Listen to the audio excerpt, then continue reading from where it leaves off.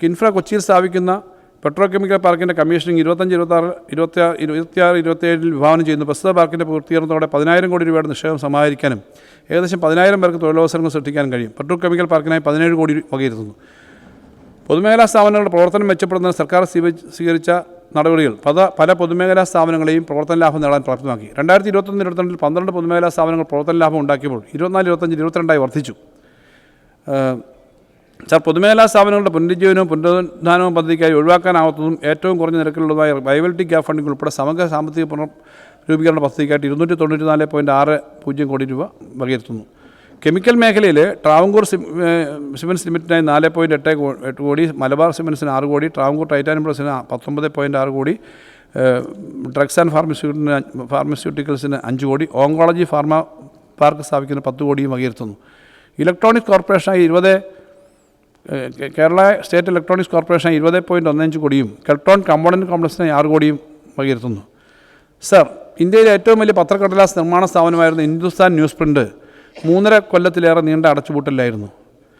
എന്നാൽ ഇന്ന് കേന്ദ്ര സർക്കാർ വിറ്റഴിച്ച ഈ സ്ഥാപനം കേരള സർക്കാരിൻ്റെ സഹായത്തോടെ പുനരുദ്ധാരണ പ്രവർത്തനത്തിലേക്ക് മുന്നേറി രാജ്യത്തെ തന്നെ മുൻനിരയിലേക്ക് നീങ്ങുകയാണ്. സർ, ഇത് ഇന്ത്യയുടെ പൊതുമേഖലാ വ്യവസായ ചരിത്രത്തിൽ തന്നെ സമാനതകളില്ലാത്ത കാഴ്ചയാണ്. കേരള പേപ്പർ പ്രൊഡക്റ്റിനായിട്ട് 15 കോടി രൂപ മാറ്റിവെക്കുന്നു. സർ, കേരള പേപ്പർ പ്രൊഡക്ട്സ് ലിമിറ്റഡിൻ്റെ ഉൽപ്പാദനശേഷി വർദ്ധിപ്പിക്കാനും ആധുനികവൽക്കരണത്തിനുമായി 741 കോടി രൂപയുടെ ബൃഹത് പദ്ധതി തയ്യാറാക്കിയിട്ടുണ്ട്. ഇതിൽ സർക്കാർ വിഹിതമായി 175 കോടി രൂപ അനുവദിക്കുന്നു. സർ, കെൽട്രോണിൻ്റെ പരിധിയിൽ ഇലക്ട്രോണിക് ഹബ്ബ് സ്ഥാപിക്കുന്നതിൻ്റെ ഭാഗമായി ഇലക്ട്രോണിക് പാക്കേജ് ടെസ്റ്റ് സൗകര്യം ഒരുക്കുന്നതിനായി 20 കോടി രൂപ വകയിരുത്തുന്നു. പരമ്പരാഗത വ്യവസായങ്ങൾ. സർ, പരമ്പരാഗത വ്യവസായങ്ങളുടെ ആധുനികവൽക്കരണം, ഉൽപ്പന്ന വൈവിധ്യവൽക്കരണം, ഫലപ്രദമായ വിപണന വിതരണം തന്ത്രം എന്നിവയിൽ അധിഷ്ഠിതമായ പരിപാടികളാണ് ഏറ്റെടുക്കുന്നത്. ഇതിലൂടെ ഈ മേഖലയിൽ ഏർപ്പെട്ടിരിക്കുന്ന തൊഴിലാളികൾക്ക് മാന്യമായ വേതനവും തൊഴിലും ഉറപ്പാക്കാൻ സർക്കാരിന് കഴിയുന്നു. പരമ്പരാഗത വ്യവസായങ്ങൾക്ക് വിഹിതം 242.34 കോടിയായി വർദ്ധിപ്പിക്കുന്നു. കരകൗശല മേഖല 32 വ്യത്യസ്ത ഇനം കരകൗശല വാണിജ്യ വസ്തുക്കളിൽ നിന്നും പ്രവർത്തിക്കുന്ന കരകൗശല മേഖലയ്ക്കായി 4.34 കോടി രൂപ വിലയിരുത്തുന്നു. മുള വ്യവസായത്തിന് 1.5 കോടി രൂപ. കൈത്തറി 2020 മേഖല 2026-27 ബജറ്റിൽ കൈത്തറി പവർലൂം മേഖലയ്ക്ക് കീഴിൽ മാർക്കറ്റിംഗ്, കയറ്റുമതി പ്രോത്സാഹനം, ആധുനികവൽക്കരണം തുടങ്ങിയ വിവിധ മേഖലകൾക്കായിട്ട് നെയ്ത്തുകാർക്ക് സൗകര്യങ്ങൾ കൊടുക്കുന്നതിനായിട്ട് 59 കോടി രൂപ വകയിരുത്തുന്നു. ടെക്സ്റ്റൈൽ ഇൻഡസ്ട്രിയൽ മോഡേണൈസേഷൻ എന്ന പദ്ധതിക്ക് പ്രാരംഭമായിട്ട് 1 കോടി വകയിരുത്തുന്നു. ഹാൻഡെക്സ് പുനരുജ്ജീവന പാക്കേജിനായി 20 കോടി രൂപ വകയിരുത്തുന്നു.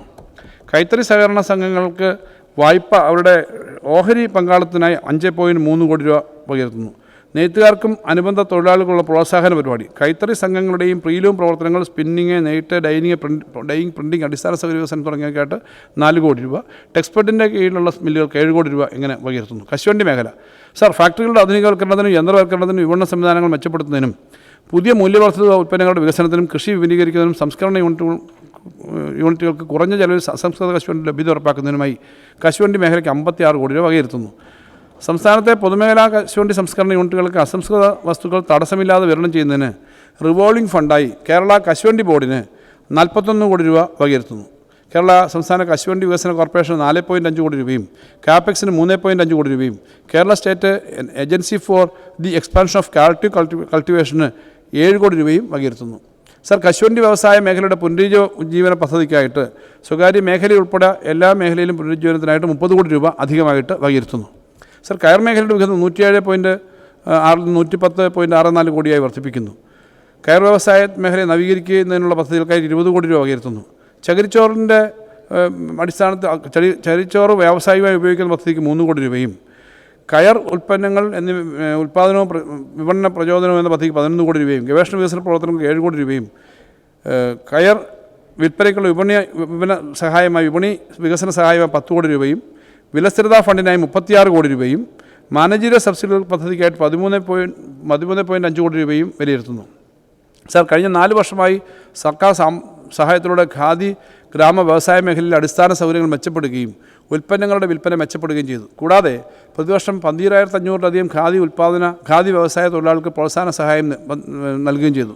ഖാദി വ്യവസായങ്ങൾക്ക് വിധം 16.7 കോടിയാണ്.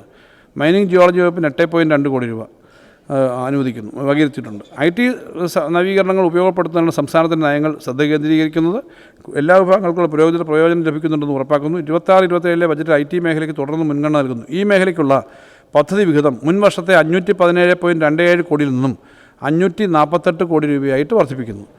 കേരളത്തിലെ 3 IT പാർക്കുകൾ techno park, info park, cyber park സമീപ വർഷങ്ങളിൽ ഗണ്യമായ വളർച്ച കൈവരിച്ചു.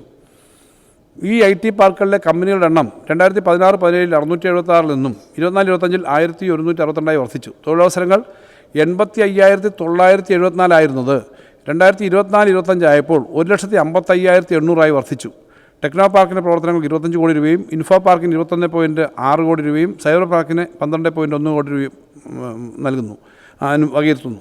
സർ, കേരളത്തിലെ സ്റ്റാർട്ടപ്പ് എക്കോസിസ്റ്റം സമീപ വർഷങ്ങളിൽ ഗണ്യമായ പുരോഗതി കൈവരിച്ചു. 2017-18 800 ആയിരുന്നു സ്റ്റാർട്ടപ്പുകളുടെ എണ്ണം. 24-25 അത് 6,477 വർദ്ധിച്ചു. ഈ കാലയളവിൽ തൊഴിൽ 28,000 നിന്നും 64,870 വർദ്ധിച്ചു. അതേസമയം 250 നിക്ഷേപം 250 കോടി രൂപയിൽ നിന്നും 6,983 കോടി രൂപയായി വർദ്ധിച്ചിട്ടുണ്ട്. സർ, സംസ്ഥാനത്തുടനീളം ഏകദേശം 2023 പബ്ലിക് വൈഫൈ ഹോട്ട്സ്പോട്ടുകൾ സ്ഥാപിച്ചു. മൊത്തം ഉപയോക്താക്കളുടെ എണ്ണം 2018-19 38 ലക്ഷത്തിൽ നിന്നും 2024-25 60 ലക്ഷത്തിലധികമായി വർദ്ധിച്ചു. ഈ കാലയളവിൽ ഉപയോഗം 553 TB നിന്നും ഏകദേശം 2,354 TB വർദ്ധിച്ചു. കേരളത്തിൽ ഇൻ്റർനെറ്റ് കണക്റ്റിൽ വിപ്ലവം സൃഷ്ടിക്കുകയാണ് കെ-ഫോൺ. 2025 ഓഗസ്റ്റ് 31 കണക്കനുസരിച്ച് കേരള ഫൈബർ ഓപ്റ്റിക് നെറ്റ്വർക്കിന് 1,13,525 സജീവ കണക്ഷനുകളുണ്ട്. സർ, ഇതിൽ വിവിധ മേഖലയിൽ വാണിജ്യ connection, BPL connection, SME connection എന്നിവ വിവിധ മേഖലയുണ്ട്. ഓഫീസ് കണക്ഷനുകളും 23,163 ഉണ്ട്. പബ്ലിക് വൈഫൈ പദ്ധതിക്കായി 15 കോടി വകയിരുത്തുന്നു. കെ-ഫോണിൻ്റെ പ്രവർത്തനങ്ങൾക്കായി 112.44 കോടി രൂപ വകയിരുത്തുന്നു. സർ, ട്രൈബൽ കണക്ടിവിറ്റി ഉറപ്പാക്കുന്നതിനുള്ള പുതിയ പദ്ധതി ഇതിൻ്റെ ഭാഗമായിട്ട് ഉൾപ്പെടുന്നു. ഇതിനായിട്ട് 10 കോടി രൂപ വകയിരുത്തുന്നു. കേരള സ്റ്റേറ്റ് IT മിഷന് 141.28 കോടി രൂപ വകയിരുത്തുന്നു. ഡേറ്റാ സെൻറ്ററുകൾക്ക് 47 കോടി. കേരള സ്റ്റേറ്റ് വൈഡ് ഏരിയ നെറ്റ്വർക്കിന് 14.5 കോടി. ഡിജിറ്റൽ രംഗത്ത് പുതിയ നയങ്ങളുടെയും സ്ട്രാറ്റജി മിഷനുകൾ നടപ്പാക്കുന്നതിൻ്റെ ഭാഗമായിട്ടുള്ള പദ്ധതി പ്രവർത്തനങ്ങൾക്ക് 22 കോടി വകയിരുത്തുന്നു. അക്ഷയ പദ്ധതിക്ക് 3.95 കോടി രൂപ വകയിരുത്തുന്നു.